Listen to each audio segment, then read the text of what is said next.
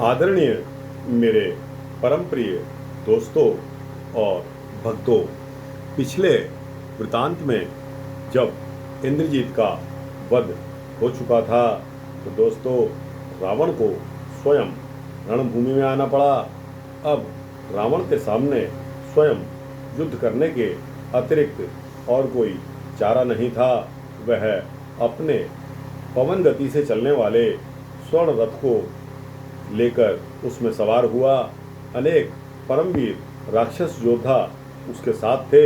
उस समय अनेक अपशगुन होने लगे दोस्तों, लेकिन रावण तो अहंकारी था। अपशगुन की रावण को किसी प्रकार की कोई चिंता न हुई। भयभीत गीदड़, गिद्ध तथा गधे रोने लगे और कुत्ते चीत्कार करने लगे, लेकिन रावण को इन सब की कोई चिंता नहीं हुई। जैसे ही रावण युद्ध भूमि में उतरा, उसने चारों ओर अपने शक्तिशाली बाणों से हाहाकार मचा दिया। इधर हनुमान जी ने भी यमराज का रूप धारण करके हजारों राक्षसों को अपनी गदा के प्रबल प्रहारों से मार डाला। अति विशाल वानर तथा भालू पंखधारी पर्वतों के समान राक्षस सेना पर टूट पड़े। अपने पैने पंजों तथा दांतों से चट्टानों तथा विशाल वृक्षों से उन्होंने राक्षसों को यमपुरी पहुंचाया। प्रभु राम ने अपने कठोर धनुष से चारों दिशाओं में बाणों की वर्षा की और महासंहार प्रारंभ कर दिया। जंगल की अग्नि के समान प्रभु राम के बाण राक्षसों को भस्म करते जा रहे थे।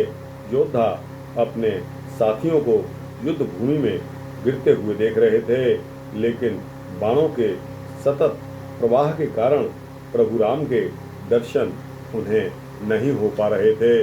दोस्तों, इस वृतांत में महाबली राक्षसों के वध का स्पेशल यानी कि विशेष तौर से वृतांत आया है। अनेक प्रबल राक्षस वीर मल्ल युद्ध में हनुमान, अंगद, सुग्रीव इत्यादि के साथ जूझ रहे थे। कुंभ तथा निकुंभ भीमकाय कुंभकर्ण के दो महाबली पुत्र थे। इनके अतिरिक्त यूपाक्ष, महोदय, महोदर, महापार्श्व, वीरूपाक्ष इत्यादि जिस मार्ग में निकल जाते वहीं धराशायी हुए पर्वताकार वानरों से ढका हुआ दिखाई देता था। वहाँ रक्त और मांस से कीचड़ बनी हुई थी। अंत में सुग्रीव ने कुंभ को मार डाला तथा महाबली हनुमान ने निकुंभ को उनकी जीवन लीला समाप्त कर दी। एक ही मुष्टि प्रहार से उन्होंने निकुंभ की जीवन लीला समाप्त कर दी। आज के युद्ध में वानर राज सुग्रीव को दिव्य विजय प्राप्त हुई। उन्होंने सर्वाधिक शक्तिशाली राक्षस योद्धाओं जैसे कि वीरूपाक्ष और महोदर को मृत्यु के घाट उतार दिया। उन्होंने वीरूपाक्ष की कनपटी पर ऐसा प्रबल मुष्टि प्रहार किया कि मानो इंद्र का वज्र टूट पड़ा हो। महाकाय राक्षस तुरंत भूमि पर गिर पड़ा। उसके शरीर के सभी 9 द्वारों से खून बहने लगा।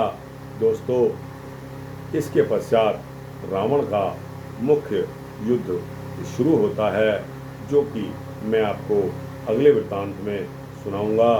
दोस्तों, यह रामायण का युद्ध आपको कैसा लगा? अच्छा लगा हो तो दोस्तों इसको लाइक और शेयर करते हुए अपने जैसे दोस्तों, भक्तों, जिज्ञासुओं को अवश्य भेजें। और दोस्तों, इस चैनल को सब्सक्राइब करेंगे तो आपको इसी तरह के भक्ति वृत्तांत मिलते रहेंगे, ऐसा मेरा आश्वासन है। जय श्री राम, जय श्री कृष्ण।